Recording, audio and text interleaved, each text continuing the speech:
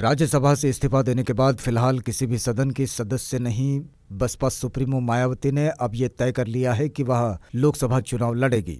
बिजनौर जिला की नगीना सुरक्षित संसदीय सीट से उनका चुनाव लड़ना तय माना जा रहा है। 4 बार उत्तर प्रदेश की मुख्यमंत्री रह चुकी मायावती ने 18 जुलाई 2017 को राज्यसभा की सदस्यता से इस्तीफा दे दिया था। वर्तमान में वह न खुद किसी भी सदन के सदस्य है और न ही लोकसभा में बसपा का कोई सांसद है। समाजवादी पार्टी से गठबंधन कर चुनाव मैदान में उतरने वाली मायावती ने खुद भी लोकसभा का चुनाव लड़ने का फैसला किया है। नगीना सुरक्षित संसदीय सीट से बहुजन समाज पार्टी सुप्रीमो का चुनाव लड़ना तय माना जा रहा है। उल्लेखनीय है कि मायावती पहली बार 1989 में बिजनौर संसदीय क्षेत्र से सांसद चुनी गई थी। वैसे तो बाद में वो राज्यसभा सदस्य बनी, लेकिन मायावती अकबरपुर संसदीय सीट से भी सांसद रही है। बहुजन समाज पार्टी प्रमुख विधानसभा और विधान परिषद की भी सदस्य रह चुकी है। परिसीमन के बाद अकबरपुर और बिजनौर सुरक्षित सीट नहीं रह गई है, इसलिए सूत्रों का कहना है कि बहुजन समाज पार्टी प्रमुख नगीना सुरक्षित सीट से अब की बार चुनाव लड़ेगी। जानकारों का कहना है कि पूर्व की बिजनौर सीट का लगभग 60% हिस्सा अब नगीना सीट में ही आता है। पूर्व के चुनावी नतीजों को देखते हुए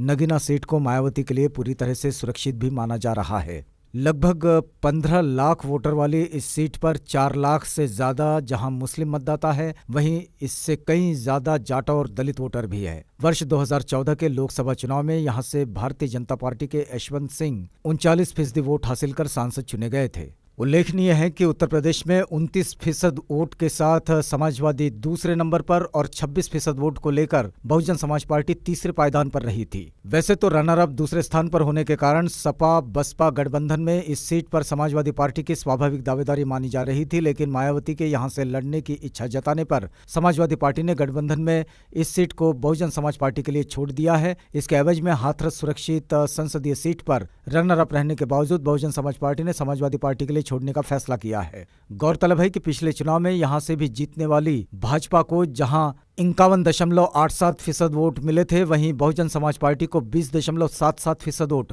और समाजवादी पार्टी को 17 व राष्ट्रीय लोकदल को 8.2% वोट मिले थे।